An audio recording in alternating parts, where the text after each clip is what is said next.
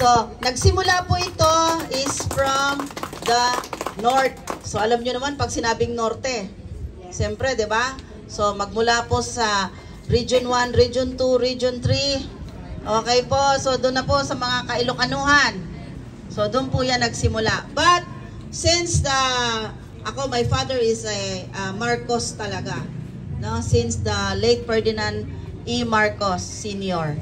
So, kaya po ako yung parang na-inherit ko yata yung pagiging Marcos loyalist. So, ang Marcos loyalist po, kung hindi po ninyo alam, ay may programa din po kami. 6 na programa is to support the family and the children. Okay po. So, that program is from the late Ferdinand E. Marcos Sr. So, mamaya po, meron po tayong award of recognition all the volunteers of the barangay, district, city, district, and then the barangay coordinators. So, this is our first time here in Manila na Manila City na magkaroon ng O-taking. So, kanina po, napaaga lang si Asik Bet because kaninang umaga pa siya, 6 o'clock in the morning, nasa Baseco na siya because of the program of the ILG. So, Asik Bet is our advisor, okay, in our organization, the Maharlika Marcos Loyalists, and our political advisor is the president right now is the PBBM, Bongbong Marcos Jr. Okay, siya po yung ating political advisor. And then, our president, ngayon po, nautusan lang po siya, nasa Mindanao. Kaya po ako nandito, ako po ang mag-o-taking. Our president, national president, Edgardo G. Panti, nasa Mindanao po siya, nautusan po siya doon ng Malacanang para po ayusin yung mga lupa na siguro para may tutulong sa mga nangangailangan doon. So, nabigyan po ng priority yung taga Mindanao. So, from Jensan, Cagayan de Oro, and the rest of the Mindanao. So, syempre, tayo po, tumutulong tayo sa ating Presidenteng Bongbong Marcos Jr. So, sumusuporta tayo sa bagong Pilipinas. Ako, di alam. Sumusuporta tayo sa bagong Pilipinas, sa programa ng bagong Pilipinas. Okay? Even though we are a private sector, tumutulong po tayo sa ating gobyerno. Hindi po tayo yung kanya-kanya. So, dito po sa Manila City, kaya po nabuo ang District 1 to District 6 kasi po tayo ay O yan, tama yon. Dapat wala tayong kinikilingan o sinong kulay-kulay dyan. Wala nang kulay-kulay, pula pa rin yun. Okay? Ganun lang yun. O, di ba? So, set na po ba yung ating sunger? Okay? Okay. Pero, bago po ang lahat, ano muna, sino po yung darating na?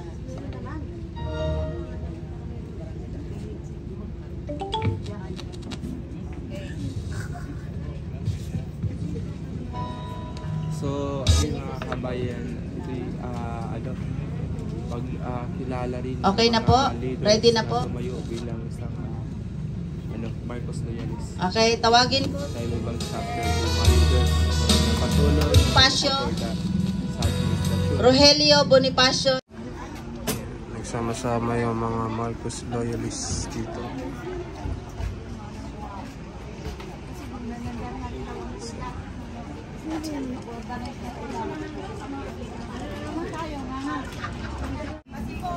Kami lang sa kitang yan, Maya. Naulan na lang problema yan. Diba? Ang umpisa po dapat 1 p.m. Anong oras po tayo? May Pierman Tatawagin ko by district at tatawagin ko yung mga coordinator. Ano po? So pay attention lang po tayo ha. Okay. So una po, magandang hapon sa ating lahat. At maraming salamat sa inyong pagdalo, no po. Bagamat medyo ang ating venue, so pagpasensya natin. So una po is tayo po ay manalangin na po. So dito po ba si Ma'am Tinita Ferrer? Wala pa po ma'am. So tayo po ay manalangin muna po.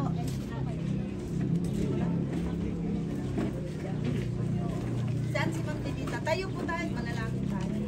Asan tayo? Titinig ko tayo.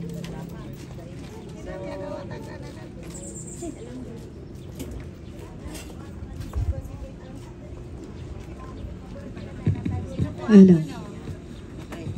Sino po ang nandito sa District 5 ng Barangay 650? Okay, ma'am, ikaw na lang, manalangin ka sa iyong barangay. Dito.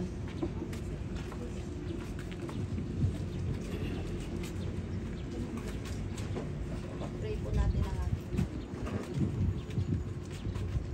Ilagay mo po natin ang ating presensya sa ating Panginoong sa Kristo. Maraming salamat po, Panginoon, sa araw na ito at binigyan mo kami ng magandang panahon. At saka po, ngayong araw na po, ito naman po ang pagkaisa ng ating mga samahan ng Maharlika. Ama namin na sa langit, kasambay ng ngalan mo, mapa sa amin ang kaharian mo, sundin ang loob mo dito sa lupa para man sa langit. Bigyan mo kami ngayon ng aming kakanin sa araw-araw, patawarin mo kami sa aming mga sala, para na pagpapatawad namin sa nagkakasala sa amin at huwag mo kaming ipaintulot sa tukso at tadya mo kami sa lahat ng masama. Amen. Aba, Ginoong Maria, napupuno ka ng grasya, ang Panginoong Diyos ay sumasayo. Bukod kang pinagpala sa babaeng lahat, pinagpala naman ang iyong anak na si Jesus. Santa Maria na ng Diyos, ipanalangin mo kami magpasalamat kung kami mamamatay. Amen. Luwalhati sa Ama, sa Anak at sa Espiritu Santo, kapara na sa unang-unang ngayon, magpakailanman magpasawalang hanggan. Amen. Sa ngalan ng Ama, Anak at Espiritu Santo. Amen. Thank you, ma'am. Magandang hapon.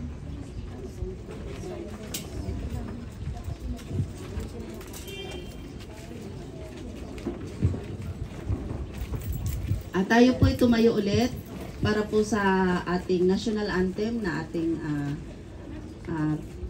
umpisahan. So tayo pa acapella na lang po ano. So tayo po ay bayang magiliw, handa awit. Bayang magiliw, perlas ng silanganan, alab ng puso, sa dibdib mo'y buhay, lupang hinirang, duyan ka ng magiting, sa manlulupi, di ka pasisiw, sa dagat at mundo, sa simoy at sa langit mo'y mugaw, may dilagang tula at awit sa paglayang minamahal, ang islap ng watawat mo'y tagumpay na nagniningning, ang bituin at araw ng kailan pa may didilim, lupa ng araw ng hatid pagsinta, buhay langit sa piling mo. Ang ligaya ng pag may mga api, ang mamatay ng dahil sa'yo. Okay, maraming pong salamat. Okay, tawagin ko naman po para po sa ating welcome remarks ang ating coordinator ng buong Manila City Chapter. Walang iba kundi si Ma'am Zelda Apable. Baka naman natin si Ma'am. Welcome po kayo mga aming mga bisita. Mabuti naman po na kayo ay nakarating dito. At ang aking mga coordinator sa lahat po ng buong Maynila at kasamahan ko po barangay at mga sa Pasig, Mandaluyong, Taguig, nandito po sila lahat. At nandito po, welcome po si Ma'am Mara Tamundong. Welcome po, Ma'am.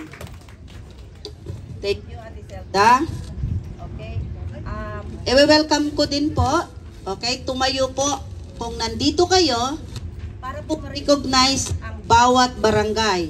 So, tatawagin ko po magsimula sa District 5. Walang iba kundi si Ate Linda Bon. Saan po? Ma'am Linda Bon. Okay, ayan po si Ma'am Linda. Birthday po niya ngayon. Batiin po natin siya. Happy birthday! Oh, ayan, nakapula yan. Okay po. At saka, ang barangay 657. Saan po ang barangay 657? Sa pamumuno ni Ate Linda. At saka ang barangay 650. Nandito po, barangay 650. 649. Yes, taga Baseco. Okay, 655. 654. Ayan, mga taga 6 iba. District 5 muna tayo. 654, 655. Okay po. Ngayon, banggitin ko naman po ang District 4. Nasaan ang District 4? Yan, tayo ka, madam. Okay, Sampaloc, Manila. Si Ma'am Rosel Diri. Barangay mo, ma'am?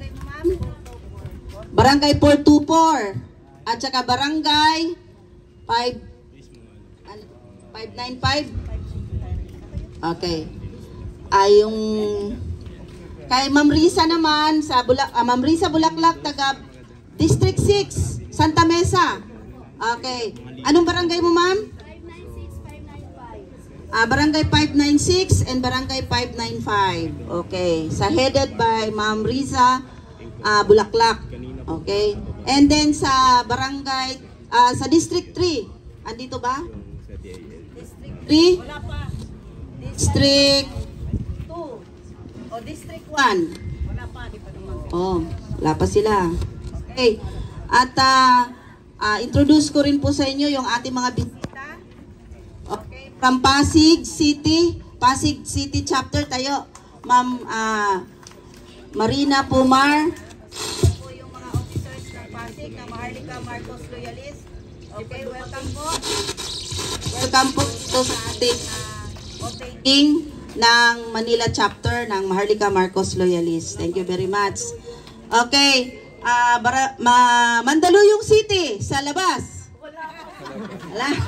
Okay.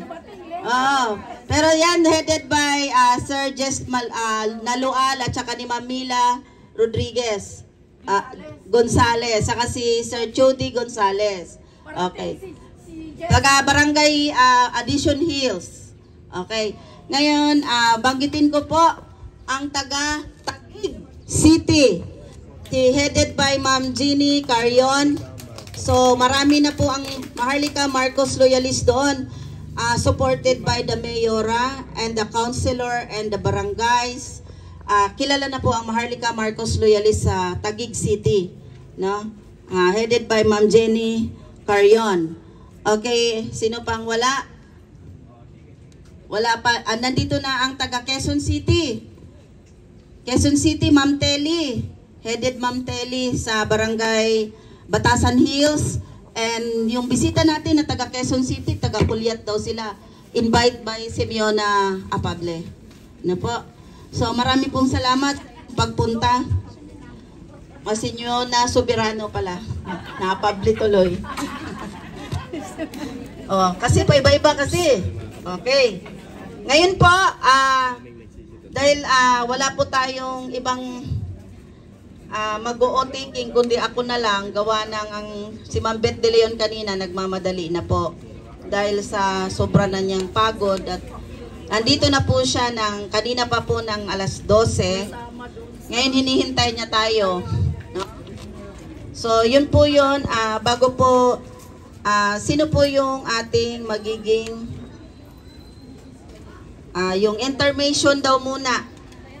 Ate Silda, sino ba mag-intermission? Yung The Alliance Dance Group, Barangay 650 Port Manila. Wala pa. Ma'am Risa.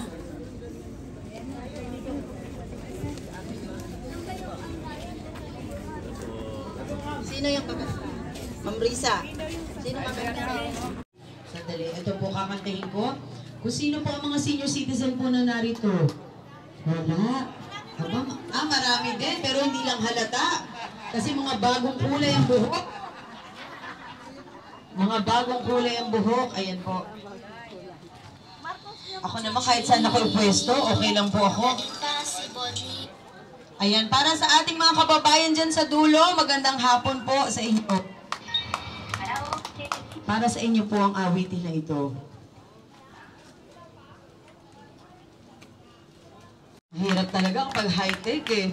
Masyadong hindi na masapawan. Pero kanina po ipinakita ko ang aking video sapagkat ako po ay isa sa mga talagang masasabi ko na isang advokasya ko po na matulungan ng mahal na Presidente Bongbong Marcos. At the same time, maibaba po ang lahat ng programa para sa mga tao. Direktang benepisyo, direkta po na makikinabang dapat ang mga tao. Sa pagkakataong ito, maraming salamat po na tayo po, kung makakatulong po tayo sa kanya, syempre iba po yun, maibababa ka agad din. Kaya ako naman po, talagang right after election, pukpukan na po ang pagbaba ng mga programa para malaman din po ng ating mga kababayan ang kanyang layunin, ang layunin po ng ating administrasyon, yung pagtulong po niya sa mga senior citizen. Kaya po ginampanan ko ang isang role na mabigat para sa OLE registration po ng National Commission of Senior Citizen na kung saan dito po kailangan maibaba ang programa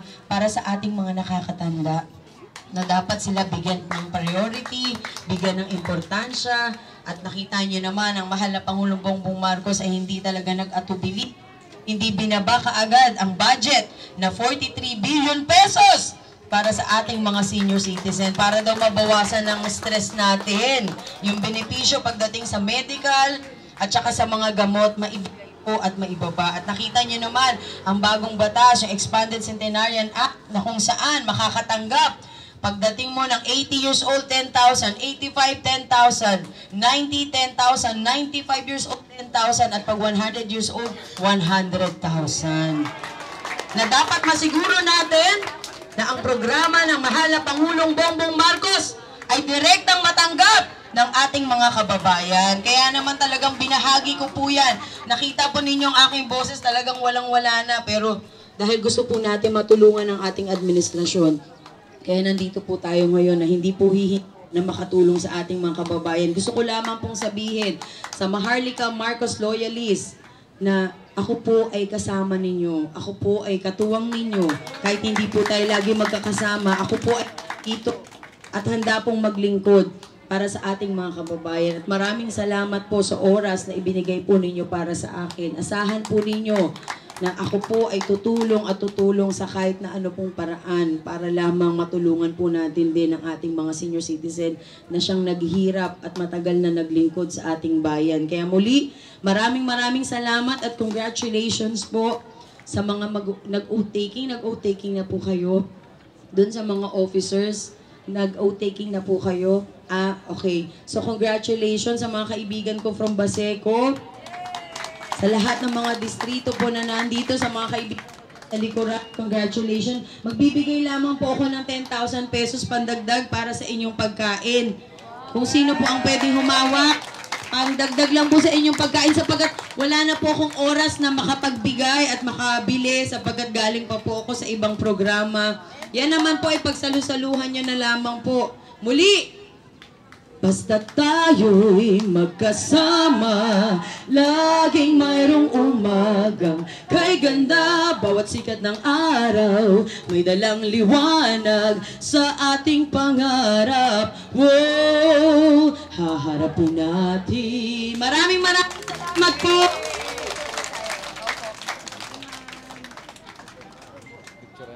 Sige, sir. Picture mo kayo.